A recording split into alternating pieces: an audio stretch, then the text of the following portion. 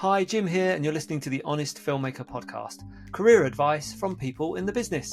This week, I'm speaking to filmmakers Lorrisa and C.J. Julianus. Husband and wife team Lorrisa and C.J. have released their feature film, The Misadventures of Mistress Maneater. Lorrisa wrote the script and stars in the lead role, and C.J. directed the film. I talked to them about some of the challenges of releasing the film. It's a very unique romantic comedy that has potentially been misconceived as other things when it's been released. You'll find out about that when we have our chat. We also talked about sales and distribution process, some of the challenges they faced because the film was hard to categorize. We talked about how it was to actually shoot the movie. Lorrisa talked about what it's like editing. She edited the movie, editing her own performance as an actor. And also CJ gave me some advice for new directors on how to direct actors in a micro and low budget feature film. We also spoke about marketing and PR, and we spoke about piracy and some techniques to get versions of your film that are out there taken down. Enjoy. So I tell you what, let's start with Lorrisa. Tell me your route into filmmaking. Oh, Jim, I have adored films ever since I was a kid. I'm sure most of us have. Otherwise, we'd never go into the industry, right? But it's been part of my family tradition. My grandmother grew up in the Depression, and what she loved more than anything was getting a coin or two from her from her father, my great-grandfather, just to be able to go see the movies. Her one little indulgence. And growing up every night, my mom would be putting on a movie and we'd have all the VHS tapes.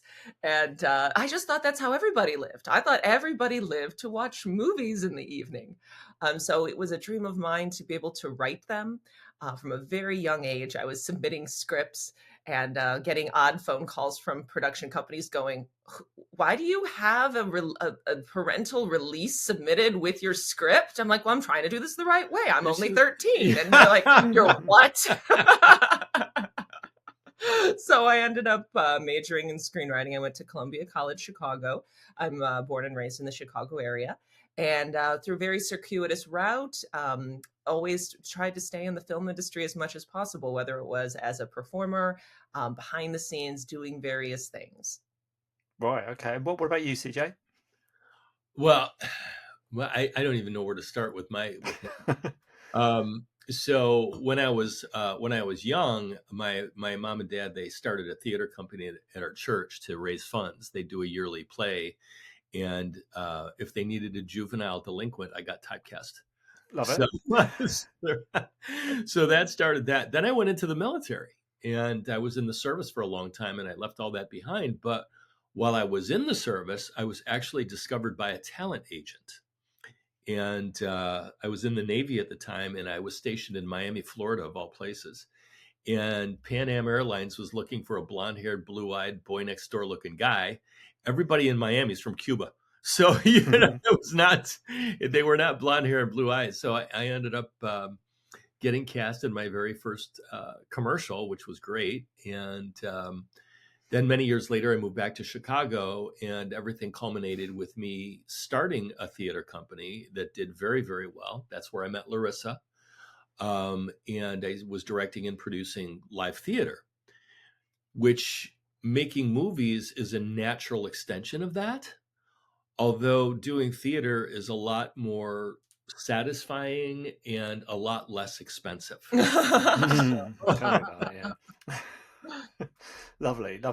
And then the film you've got out, the one that I've recently watched, The Misadventures of Mistress Maneater. You said it right the first time. That's because I've got it written down. I didn't want to mess it up. I've got it written down in front of me. So Lorrisa, give me what's the pitch for that? Give me the synopsis. Oh, Lord, I've never been good at the elevator pitch for that one. There's not an elevator pitch for this film because it's so dense, right? Well, it's a romantic comedy unlike anything you've seen. So two very unlikely characters, a art historian who has to make ends meet as a dominatrix, has an offer of, hey, this dangerous debt that you have to pay off in 30 days or else. Hey, all you need is some naughty photos with this gentleman in this small town. Well, this gentleman turns out to be an Episcopal priest who wants absolutely nothing to do with her. But he also raises money for his church by being an MMA fighter at night. So secrets are revealed, and there's a Renaissance, not a Renaissance, a Baroque painting at the center of a mystery. I'm actually, my inspiration was season 2, episode 1 of the BBC show Sherlock. Interesting. I'll have to revisit that one. Because what struck me about it was when CJ sent it through to me, I saw the picture. I was like, I know what this is. I know exactly what this is because I saw the front poster and I was like, this is going to be some sort of slightly titillating. Do you know what I mean? It's going to be a certain type of movie, but it's not at all. The fact that it's a romantic comedy surprised me, and it's not graphic or offensive at all. So, in fact, it's quite gentle. Was that decision to write that on purpose? Did you have any thoughts about where it was going to go when it was finished, or did it just kind of evolve that way? I'd say that it was definitely one of the most challenging aspects of the marketing was realizing what expectations were and trying to find the right tone of marketing to fit that, because there aren't a lot of edgy rom-coms, or I find that rom-coms that dip into other genres, but also, like you said, stay very clean and PG-13. And that's why I was inspired by a lot of the, PBS BBC television shows that I do see, and those productions, because it's like, oh, we can be this daring. We can actually bring this to, a public broadcasting station. You can bring it to the edge, but not go all the way over. And what's interesting is when Lorrisa first started this whole process up, it started off as a script that was it was like 1 acre pond that was 1 foot deep. It wasn't fluffy. It was, yeah. Like most rom-coms are. Yeah. So yeah, most rom-coms are very predictable. I mean, you think rom-com, you think Hallmark, and they're all basically the same kind of story. And then she turned it into a novel at the suggestion of another filmmaker friend of ours who thought, if this was a novel series, you might have a better chance of getting funding. And the novel was naughty. But then after she wrote the novel and really fleshed out the character, she went back to the script and she made the script that we made the movie from. Mm. And so as a theater producer and director, whenever I produce theater, I'm reading probably a couple dozen scripts to figure out what I want to do and if it's worth spending my time to do it. Well, when I read Lorrisa's script, I had in my mind, this is brilliant.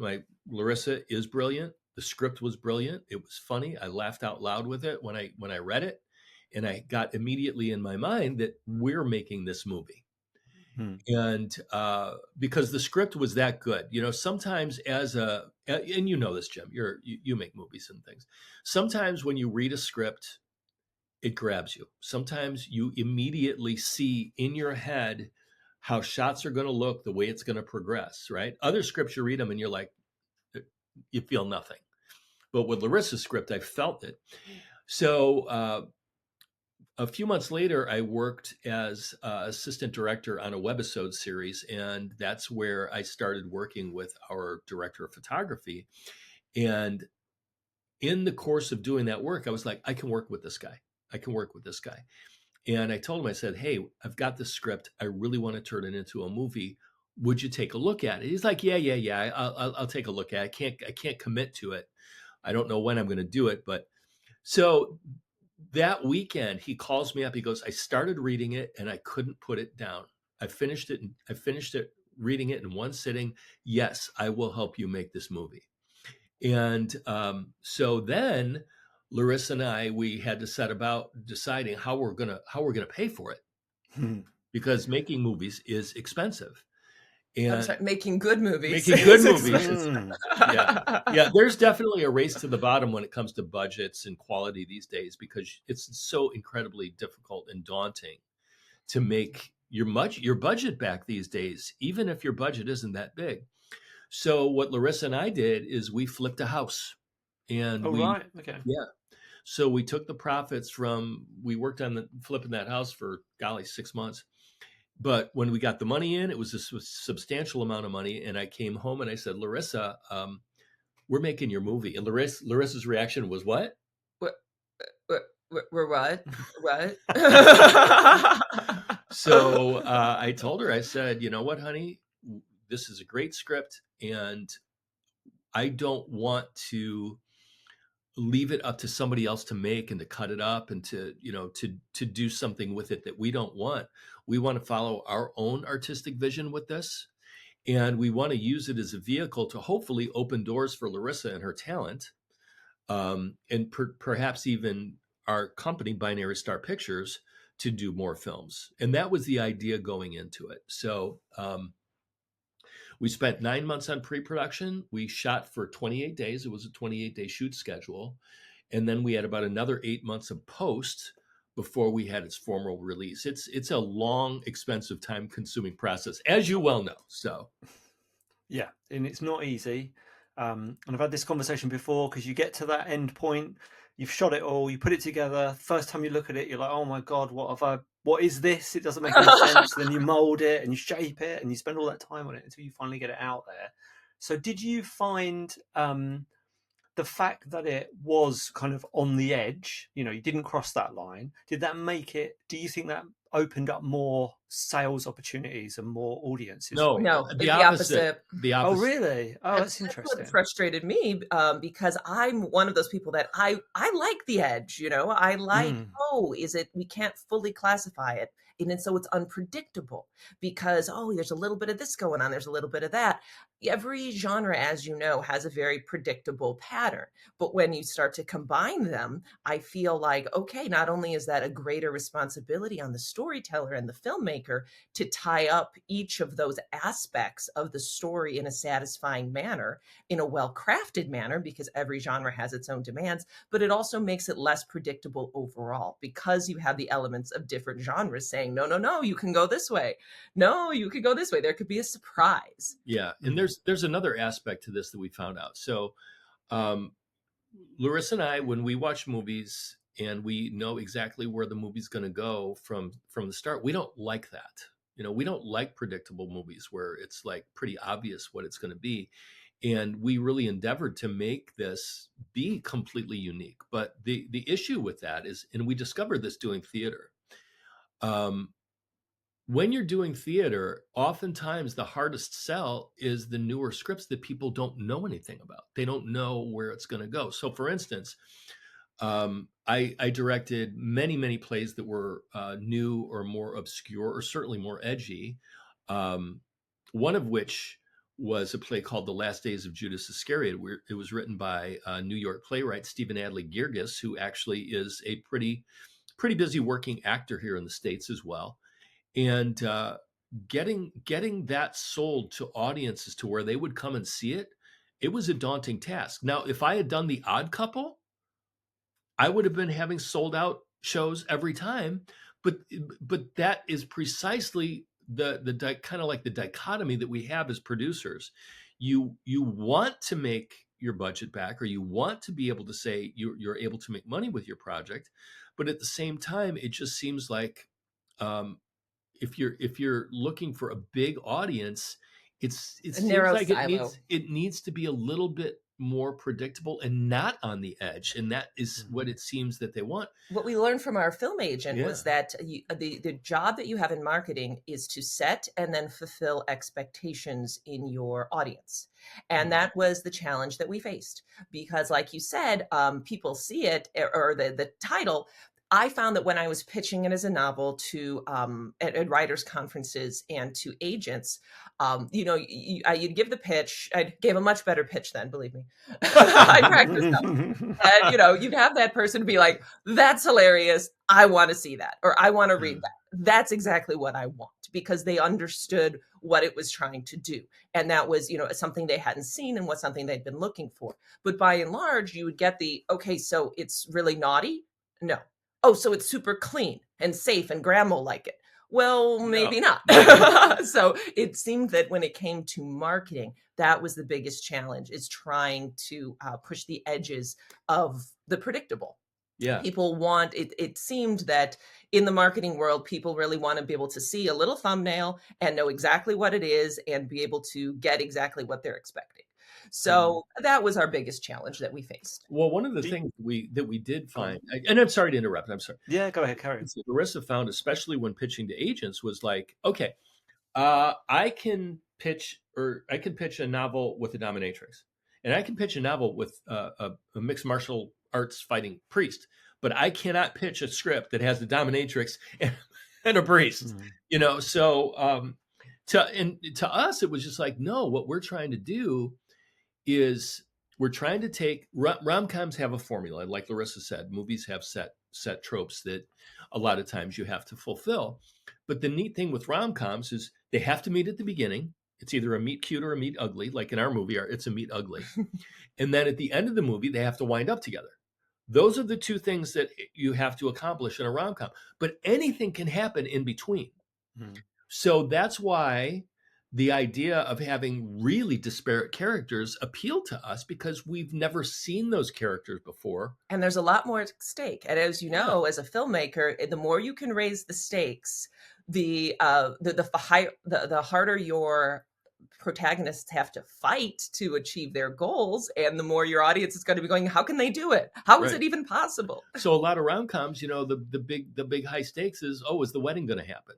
And our movie is she going to get killed? We're not paying back a debt to her former boyfriend, Russian mobster. But we do feel fortunate that even though it has been harder for us to get, this huge commercial audience, that the people who have found it and discovered it, so many people are very passionate about it. So that in many ways has been the payment, so to speak. Yeah. So the monetary payment, and you know this, Jim, what's happening with streaming. And, when we first were considering making this movie, Amazon was paying like a dime or something like that per view or something like that. Then it went down to a nickel. Then it went down to 2.5 cents. Now, when you watch my movie on Prime, you watch the whole movie, we get paid 1 penny. And from that 1 penny, I pay my distributor 20%. So I don't even make a penny if you watch my whole movie. And that's the direction that the independent movie business has gone into. As you know, what all of the BFI reports that have been coming out over the last couple of years in Britain. Yeah, it's just it's an industry that needs to be respected and supported, and artists like us. And we watched your movie, the Apocalypse Box. We loved it. It was fantastic. And you did a wonderful job on it. And I have to tell you, I do not like horror movies. And I was like, this was good. This kept me watching. Well, you guys can come on again if you're going to say that movie's good. It was so well made. And I was like, wow, you did a lot with, limited locations. And, because I had way too many locations. But we understand the challenge of that. But the real challenge these days is that, yes, we're passionate filmmakers, we're passionate artists. We earn a lot of our living in the arts doing live entertainment and live type stuff that pays us. We make more in one afternoon doing that than we do in an entire quarter of getting a penny at a time. It's supply and demand right now in the audience. But what were you going to say, Jim? I was going to say, I wonder, you were talking about it being a project that was hard to define, or maybe hard for the audience to understand. But then part of me wonders whether it's the audience or the layer of sales and distributors who can't categorize it very easily, maybe. And obviously the challenge is always going to be you reaching the audience, but a lot of those, I'd say middle level sales agents and distributors, they sort of want something a bit cookie cutter that they can just chuck into different categories and know they don't have to work hard to sell it. I guess that brought me onto the question of PR marketing. How did you approach that with the film? Well, as far as things that we wish we knew, we wish that we knew that these days it's probably more important to have twice the marketing budget as the production budget that you have, because you're screaming into the void. There's so many films out there. How do you set yours apart? And when we were speaking to interested distributors, it's just like you said, we were told, oh yeah, we do great with dominatrix movies. And it's like, no, it's not a dominatrix movie. She doesn't want to be a dominatrix. Then we had another distributor say, oh, you guys made a neat little horror movie. It's not a horror movie. That's when I decided, okay, I have to redesign the poster and take out the black background. It has to be a light background. I learned, I wanted to break free from those tropes, but I realized, no, they actually serve you. The design and art direction tropes, they serve you as a filmmaker, because this font and these colors tell people what genre you are. it's become, especially in romantic comedies and in so many genres, that's the only way for them to immediately know what it is when they're scrolling through. So what he was like, okay, now I have to follow the rules. But titling was tough. So I think one of my biggest pieces of advice would be start with a really, really, really great title. Yeah, so that's interesting. You brought up titles. So we went back and forth. We worked on that title probably for 3-4 years. We always came back to it, and we're like, "There's nothing really that's better." It was hard to come up with a title that kind of encapsulated what we were trying to accomplish, but also was compelling. But was our film agent is a guy named Jeff Dowd, and Jeff Dowd is an interesting guy. He is the person who the dude in The Big Lebowski was based on. He's an actual real person, and he was our film agent. And he told us, he said, I love your movie. I don't like your title. Whereas his partner loved our title. Yeah, his partner loved our title. And he said, you need to come up with a new title. So what I did, because Lorrisa and I, we went through this for 3 years, I put out to all of my circle of friends on Facebook, okay, you've seen my movie. We're considering retitling. Please let us know what you think a good title for this would be. And if we pick it, we'll buy you the best steak dinner you ever had in your life. So we got all these suggestions back, and they were all terrible. The best one was Beauty and the Priest. Which, of course, then people think sounds like a porn movie. Well, right? that was a challenge we faced that we didn't think of. Like when I heard of Misadventures of Mistress Maneater, to me, having someone who, likes romance novels, I thought, oh, that sounds cute and fun and a little cheeky. But to other people, it's like, oh, that sounds like a porn title. And it never even occurred to us that's what people would think. Now, here's another thing that we brought up. We brought up the word porn. So when we released our movie, this is also something that we did not know. So this is really important for aspiring filmmakers. The week our film was released, it was hacked by 800 internet hacker pirate companies. Did you have the same issue with yours, Jim? We had as soon as I'm trying to think which platform it was, but we noticed immediately it popped up. It was like the next day it just popped up, and it's everywhere. So frustrating, especially when it's near your initial release date and you're really excited about getting out there and sharing it, and then you see these sites appear. It's just heartbreaking. It was not just heartbreaking, it was absolutely maddening, because I viewed them at that time. We were doing Amazon where you had to pay per view. It was a pay-per-view type thing, and we were selling our movie for like $2.99 or $4.99. It's something really small. We just felt like, you know what, for $4.99, that's a lot less than going to the movie theater. Let's price it there. Well, we viewed that these 800 companies were stealing money from our pockets. So luckily I had a few experienced filmmaker mentors, and one of my mentors was from Hollywood. He was a film critic for Reuters, many, many years, film critic for Reuters. And he had a film out called Crazy Bitches, and derivative title, right? And so it did well. So he decided, well, I'm going to make a sequel. Guess what that was called? Crazy Bitches 2, maybe? Yes! Well done, Jim. Gone for, I think, maybe. And, but it was pirated like right away. And so he told me about a takedown service and that he used called Muso, M-U-S-O, and that's actually based in Great Britain. Are you familiar with them? I'm not, no, actually. I'll have to look into that, Muso. So Muso, M-U-S-O, and they did a wonderful job. So I signed a 1-year contract for them to be a takedown service, but I had a lot of skin in that game, because what I had to do is I had to go and Google my film title and every company that was showing my film for free.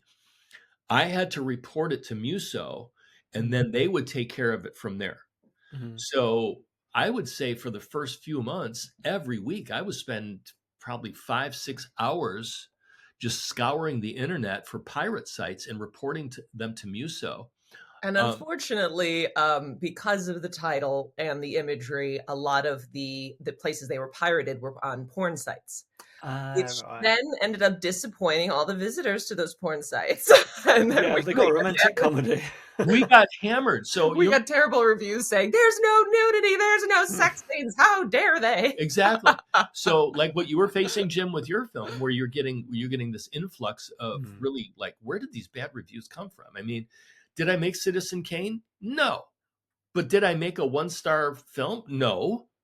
But the thing is like the thing that maddened me the most when I was doing the takedowns is that one of the sites I went to was a pirated porn site. It was either Chinese or Japanese. And my trailer for my film was right next to another trailer for a porn film where the girl was being really defiled. And I was so angry. After a year of my contract with Muso, over 2,000 pirate sites were taken down by them. And there were some sites that we couldn't because they didn't abide by U.S. law, places like Iran and where they've got a lot of that pirating going on. So I viewed it as these people are stealing my content and taking credit for it. I can't let that happen. And that's why I contracted with them. They were expensive too. But I also learned a lot as a writer and an editor. It's like, wow, I didn't anticipate this being an issue. If I did a film in the future, it would either be an R or a PG, not a PG-13. Nothing in between. Exactly. Make it very clear. Yeah. That is a tough one. So I've not used Muso. All I've been able to do is get things delisted off of Google. So filling in a form, getting sites delisted, because I guess I figured at the time, unfortunately these sites they're always going to be there. So that all you can do really is to get them taken off of search. So your average person who searches won't. A pirate one won't pop up. It'll be the actual one. But getting it on porn sites, that's a different kettle of fish altogether. And that's where a lot of the bad reviews came from. Like Lorrisa said, they were expecting, flesh. They were expecting action. They were expecting porn action. And, they just gave us 1-star reviews saying that, we misrepresented or whatever. And we didn't. Because we didn't ever posted it to a porn site. Yeah, it's the 1-star review thing is a bit of a epidemic at the moment, and I guess the message I would say to people is, if you watch an independent film, review it. Even if you don't review it, you just give it a star rating, what you actually thought of it. It really does help the movie. For that little action has a big effect on it. So I'm making the assumption here, are you guys married, or what's your... Oh yes. Oh yeah, for 20 years. Yeah, I thought I better check. I didn't want to assume. My wife is my producing partner, obviously, and I often ask people, because you do find a lot of couples in the industry, how does it work for you guys, and does it always work? Are there any on-set arguments that you bring home? How do you deal with it? Well, I actually have never felt closer to CJ than when we were working on this movie, because it was truly our baby. It was truly our creation together. And the fact that, day in and day out, we were both focused on this, both working toward a common goal. I mean, I would have dreams at night of us being on a journey together side by side. And I always felt safer and more secure. And it was much more fun knowing I had CJ at my side. Yeah, I think we had one little dust up one night where, Lorrisa was very concerned. It was a car scene. It was the car scene where he jumps through the window and they drive off. I'm sure you remember that. And we had a little misunderstanding, but at the end of the night, it was fine. It was just, one sentence. Then like, okay, fine. But, the thing is like, Lorrisa is my best friend that I've ever had. We've been together for 20 years. We've never really had a fight. We disagree on things. But I think when you have a really great relationship with somebody, that really colors everything you do anyway. you know? And fortunately, there was really no ego between us in creating this. It was just hard work. Yeah, we were always the first one doing things, and we were always the last person doing it. Nobody worked harder than And us both of making us this. did so many different things. So that got very stressful. But we also were able to take over the positions that were best suited to us. I'm much more introverted. And so when it came to, hey, if I got the hardest thing I think I did in pre-production was building the schedule, which, as you know, can be, for us at least, it was very difficult with, I don't know, 40 locations, 40 speaking bringing roles. people from California, you know. Yeah, and but yeah, so many locations, so many speaking roles, and having to rent a Tesla for certain scenes, and that was only because Nikola Tesla was Serbian. Okay, for our audience. Now that we know more about Elon, we're like, we probably wouldn't use it. There's a few things I would have changed about the writing, knowing what I know now. But CJ took care of so much of the calling people up and, hey, let me talk to you about what we're doing. Can we shoot at your location? Yeah. I would have found that a lot more stressful than just me and a computer, nobody around. So and for me, I absolutely loved editing more than anything else. So I could be in front of my computer for 12 hours straight. And you were doing the minutia of, oh no, this music is one frame off from where I need it. Whereas that would have driven CJ nuts. It would have, yeah, because so we have a very yin yang thing. So her strengths are my weaknesses and vice versa. So we really pick each other up that way. And I'm sure you're the same way with your wife, you know, so. But yeah, when 20 people all have, I always say, like, directing a large group of people is like driving a bus full of first graders and they all have to pee. So on set, I was so glad CJ was the director that everyone could come to with, what about this? And, oh, I need that. And blah, blah. That would have been a lot too much for me to handle. The only night that I actually almost got close to chewing somebody out, which I never did. I want people to come to my sets and feel comfortable and welcome and whatever. But the big fight scene. Oh, that was a rough night. At the end of our movie, we scheduled the fight scene to be the very last day of shooting, because if there was an injury to our main characters and we had shot that up front, we could have lost our whole shooting schedule. So we decided to do all of the fight scenes at the very, very end. And we shot we had like 80 extras. It was 95 degrees. No air conditioning, very dusty air. It was so, I'm trying to get all of these fight scenes done in one day, when that was the only day we had all of our extras. And we had a skeleton crew, so very, very few people. It was really hard. And I had an extra coming up to me telling me how I should shoot these fight scenes when we'd rehearsed them, random like, extra for 3 weeks beforehand, so we could shoot them efficiently. And this random extra is coming up to me telling me, oh, you really ought to do this. And I looked at him like, if you don't get away from me right now, So they say the extras don't approach the director. Yeah. Don't do it. Yeah. So, but it was. And what I loved was that, since we didn't have a scripty, and I kind of ended up being the scripty because I was going to edit it. So I had created the shot list and understood what I absolutely needed as the editor for coverage.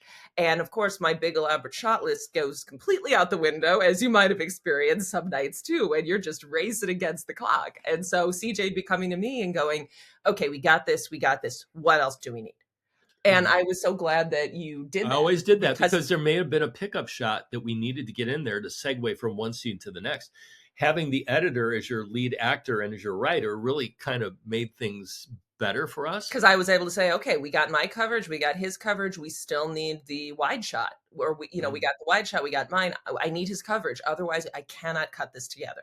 And when I knew as we were shooting it, we didn't get that shot. We're going to have to come back for it. But I also knew it was only me in the shot. No audio was needed. We were able to do some pickups that were just me. No sound people were needed. Me, the makeup artist, the shooter, and that was it.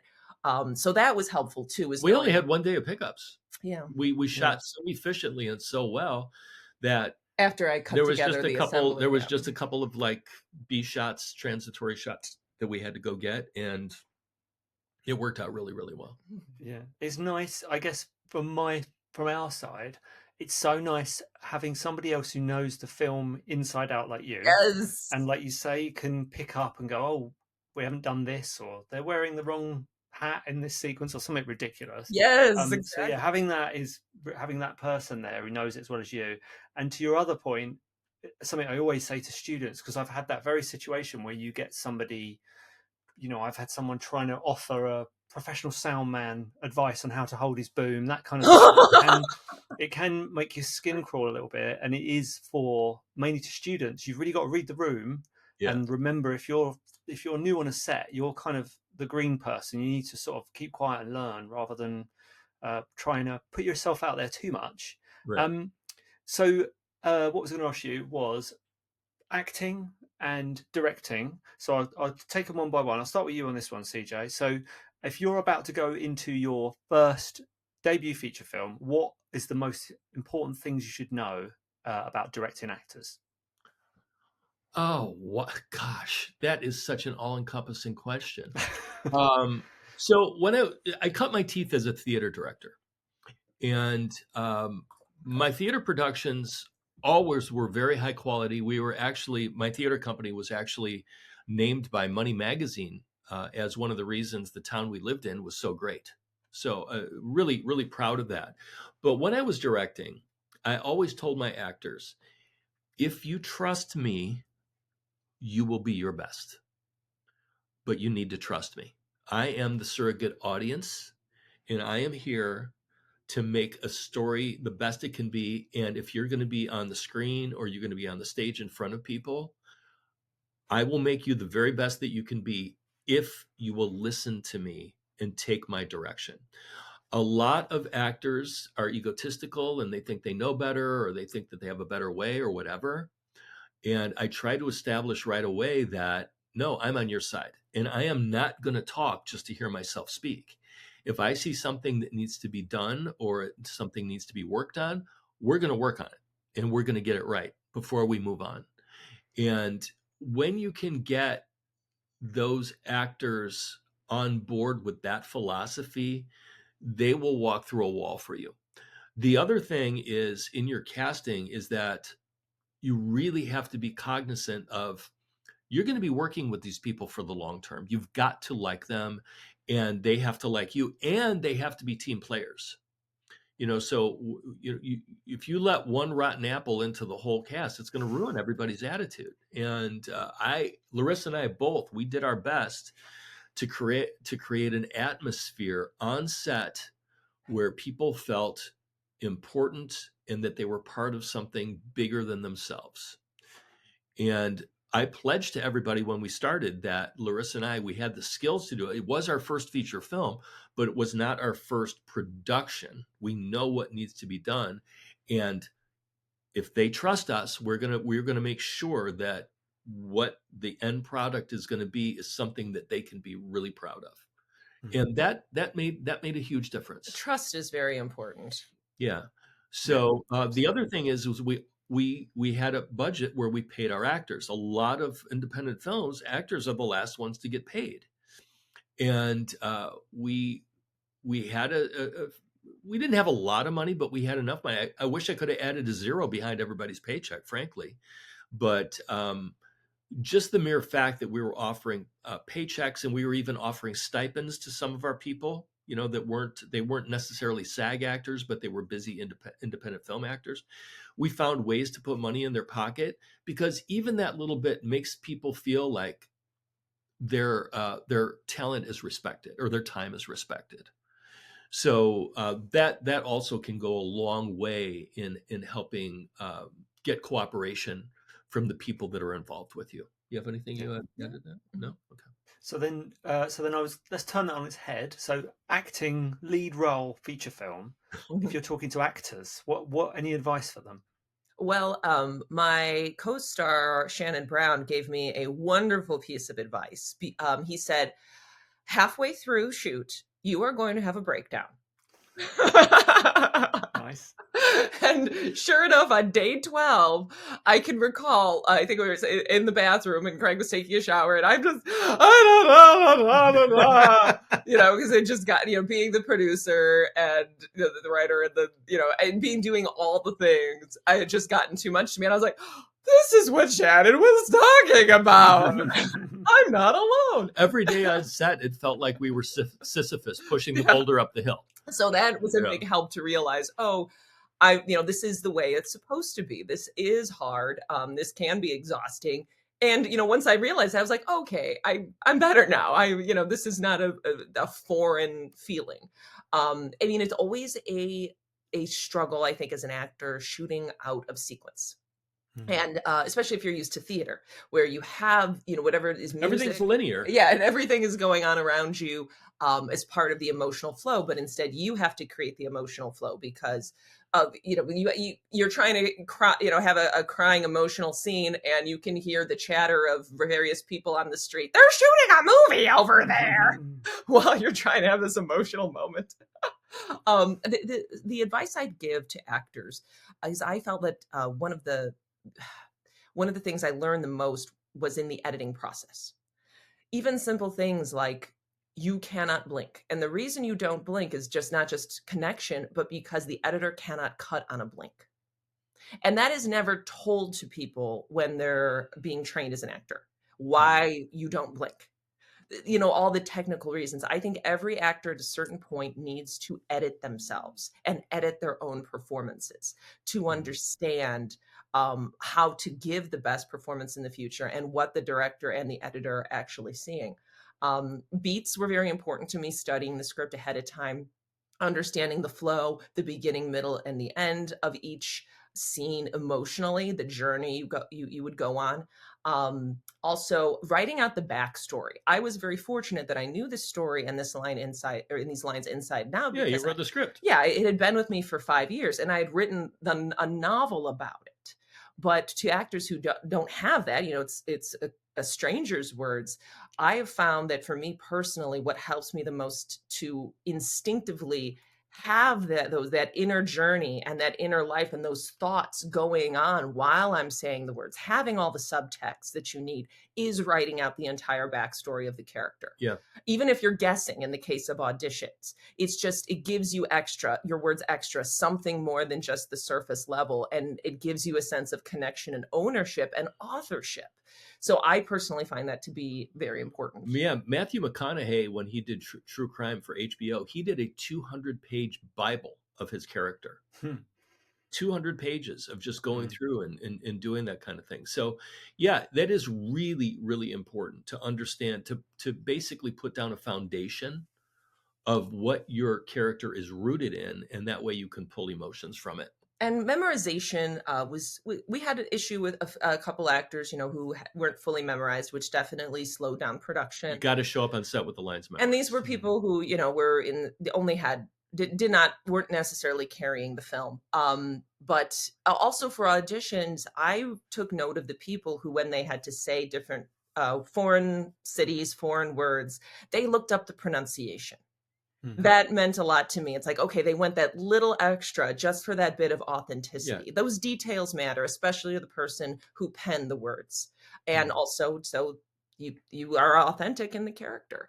So, it seems so basic to those of us who are behind the camera, but I think we all need to be reminded of those things as the actors, because they don't always have a sense of what's going on behind the camera. Yeah. And I'm sure, as you said, if you're sat there editing it, those beats within a performance, like you say, they're so important. I've worked with Corinne, who was my lead. She played the Prime Minister's wife in the Apocalypse Box. She was also in, amazing. She'd done years of soap acting, so she knows where the camera is. You can cut on a move. It'll be the same every single time. It'll be just as good every time she does it, but she'll be in the same position, same eye line, knows where the camera is. It's like a magic trick when you're watching it, because you're just like, oh, thank God, when I get to the edit suite. Right. So there was something going on with her performance. I felt that way about all of your performers and actors, and how extremely skilled they were. And I believed all of them. I was there with them, and it really kept me engaged. I feel that that's where a lot of indie filmmakers miss the mark. Is they concentrate so much on their production quality, so much on all these aspects that are completely time consuming, but very often they don't necessarily have the high caliber actors that they need. And I find personally watching the film, I am a little disconnected right away if I can tell that this actor is not necessarily a skilled actor or the best actor for that role. And so it doesn't matter if the sound is incredible and the music is great and the shots and the lighting. It's a movie. Everything has to be right because it's forever.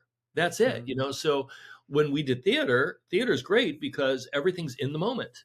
Even mistakes, that's what the audience comes for, and seeing the actors pick it up and do that. It's part of the charm of live theater is you just don't know what to expect. But with movies are forever.